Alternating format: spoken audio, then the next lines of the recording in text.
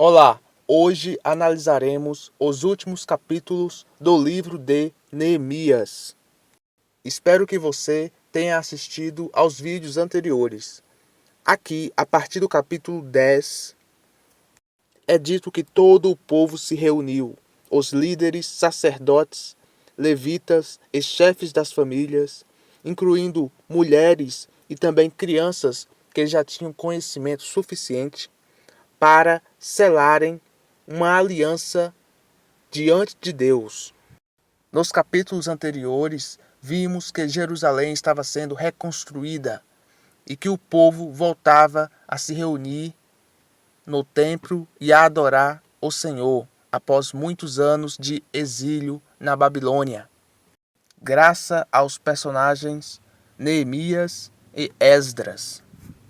Durante muitos dias, o povo se reuniu e aprendeu sobre a palavra, pois na época muitos eram analfabetos ou não tinham acesso à palavra de Deus. E durante muitos dias eles foram ensinados sobre a palavra. Isso vimos no vídeo anterior. Agora, aqui no capítulo 10, todos irão fazer um juramento, comprometendo-se a não mais servir a deuses pagãos. Nos capítulos anteriores, o povo chorou e se arrependeu, reconhecendo seus pecados. Houve uma restauração espiritual. E aqui o povo está se comprometendo a servir apenas a Deus. E se eles não fizessem isso, uma maldição cairia sobre eles. E assim todos proclamam isso na cidade. O povo promete não se misturar em casamento com os povos pagãos, com os vizinhos que adoravam a outros deuses.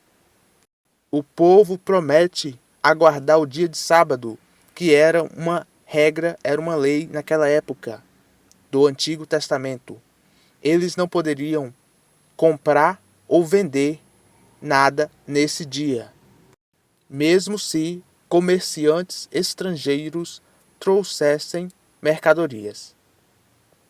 Eles também assumem a responsabilidade de sustentar a casa de Deus, a igreja daquela época, financeiramente, pois os sacerdotes e levitas que tomavam conta do templo não tinham outro emprego a não ser apenas aquele dedicado a Deus. Há um versículo neste capítulo que muitos podem não entender. É dito que o primogênito, o filho mais velho da família, deveria ser entregue ao templo. E o que isso significava? Não significava que ele deveria se tornar sacerdote. Não, pois Deus havia estabelecido os levitas para serem sacerdotes, todos da tribo de Levi. O que acontecia era o seguinte: deveria se pagar uma quantia que naquela época era uma quantia em alimentos, de preferência, para o templo, pelo filho mais velho da família. E isso se deve desde a época de Moisés, quando Deus teve que matar todos os filhos mais velhos daqueles que moravam no Egito para salvar o povo de Israel da escravidão. E por isso Deus exigia essa quantia de todos os filhos mais velhos da família, de todos os primogênitos. E isso acontecerá até mesmo com Jesus, séculos mais tarde.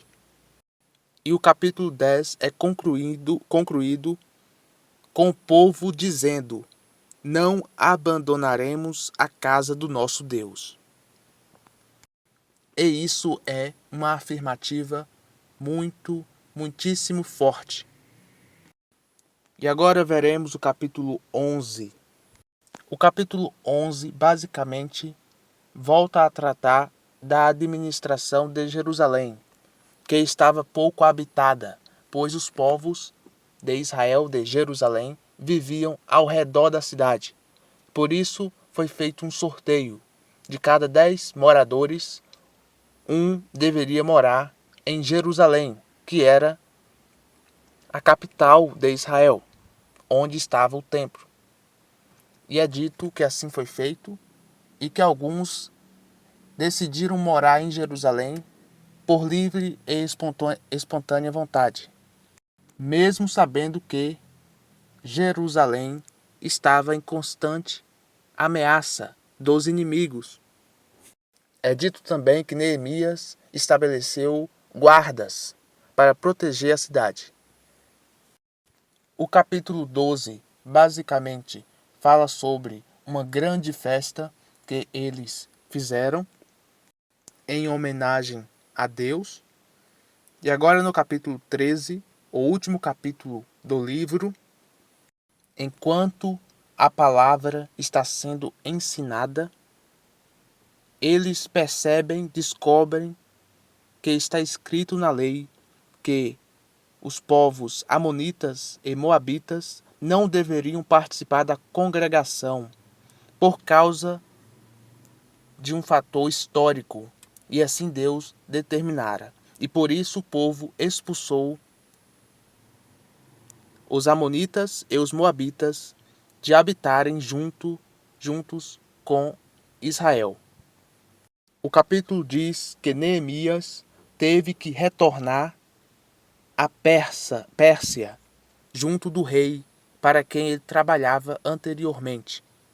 E após um período servindo ao rei da Pérsia, um período de alguns dias, talvez semanas, mas não muito, ele volta a Jerusalém e vê que o povo está atolado de pecados.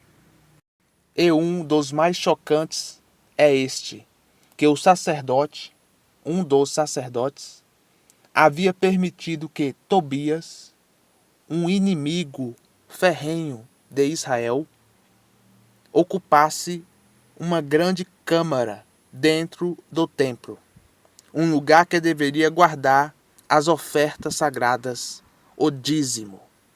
Vemos aqui que o inimigo havia se infiltrado na administração de Israel.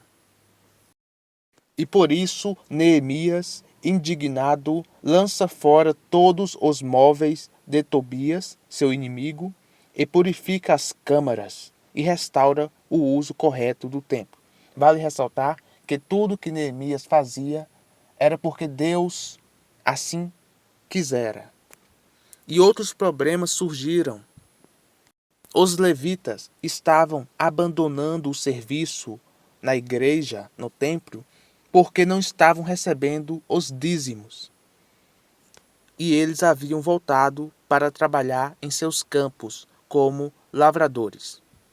E Neemias resolve esse problema também e reorganiza novamente a administração da cidade. Neemias também encontra o povo quebrando o sábado. Eles haviam jurado que não quebrariam o sábado, mas no dia de sábado eles estavam trabalhando, vendendo e comprando, inclusive com comerciantes estrangeiros. E Neemias dá um jeito nisso também, fechando o portão da cidade nos dias de sábado e sendo rígido para com todo mundo, para impedir o comércio nesse dia. E outro problema grave surge. Vale ressaltar que tudo isso em questão de dias em que Neemias esteve fora de Jerusalém. O outro problema foi que os povos continuaram a se casar com pessoas pagãs, com vizinhos. Muitos dos judeus que haviam se casado com mulheres estrangeiras, mulheres pagãs, é dito que os seus filhos já não sabiam falar a língua judaica. E Neemias reage com firmeza, repreende, amaldiçoa, disciplina e lembra o exemplo negativo do rei Salomão, que foi levado ao pecado por mulheres estrangeiras. Como está escrito no verso 25, em que o próprio Neemias responde: E contendi com eles, e os amaldiçoei, e espanquei alguns deles, e lhes arranquei os cabelos, e os fiz jurar por Deus, dizendo: Não dareis mais vossas filhas a seus filhos, e não tomareis mais suas filhas, nem para vossos filhos, nem para vós mesmos.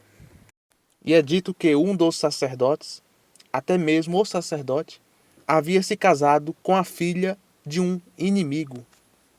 E é dito que Neemias perseverou para resolver todos esses problemas. E o capítulo termina dizendo, com uma oração de Neemias pedindo a Deus para que ele se lembre de tudo que ele fez. Pois tudo que Neemias fazia era para agradar a Deus.